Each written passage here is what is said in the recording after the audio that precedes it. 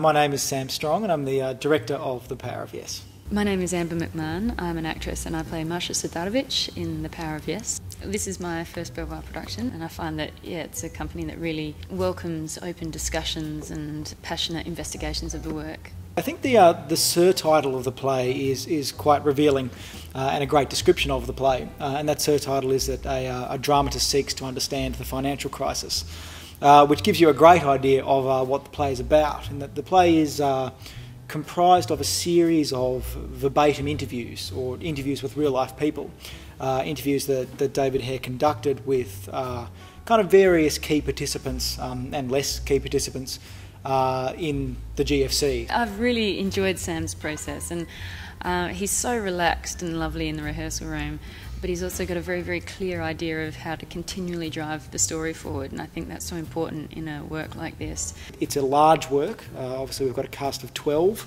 and cast of 12 in a confined space, not the Belvoir stage, but actually a confined version of the Belvoir stage. So it's a sizable cast playing, I think, upwards of 25 roles. I've also been working with the notion that she is the only female on stage, and so you know what that means, how that feels, and how much more on your game you have to be, and coping with being ignored or treated like the secretary. I suspect it's a very different thing being the only female in a Lehman Brothers office to being the only female in a rehearsal room with a bunch of very charming actors, so I suspect I got the better deal. What I think the play does particularly well is pitch the content of the GFC, both for a kind of an audience who doesn't know much about it, makes it as equally compelling for them as it does for someone who knows quite a lot about finance. Coming into the play, like, I knew nothing about this world, so it was a real challenge coming to the project from that point of view, but having read a lot on it now and having done the group exercises that Sam approached us with has been so beneficial. In the first week of rehearsal, the cast each had a task of coming back into the room and explaining in whatever fashion they wanted to a particular financial concept. So people came in and did a play about securitized credit arrangements, or someone else came in and did a formal presentation about a credit default swap.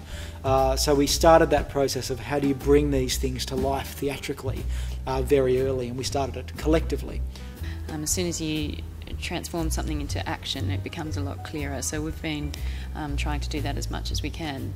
What the play also does for me is take what is a very timely event and focus on what you might call the timeless components or the timeless parts of that event. So what it does is look beyond what you might call the kind of surface causes of the GFC, the very complicated stuff like securitized credit arrangements, but kind of bury down beneath that into what you might call the kind of underlying human causes of the GFC. So looking at how the GFC is, as much attributable to human vices like greed or ambition or the desire to compete as it is to really kind of complex financial ideas. There are so many different points of view in this play that you get a really broad understanding of what the financial crisis is. I think it's a wonderful way to make your own judgment in that way. Just as the author has gone on the journey of entering into the world of finance to find out kind of what happened, so I have ended up going on the journey. The design team have gone on the journey slightly after me, and then the cast have come along as well. And then obviously the audience is the next step in following that journey of being guided into the vortex, if you like, of the GFC to kind of to understand kind of what happened and why it happened. Audiences will be able to understand this content in a really enjoyable way. Having it presented to them on the stage is far more interesting than reading it in the Financial Times. So now we're very much the wiser about both about finance and about the GFC and about as I mentioned, the human things that caused it.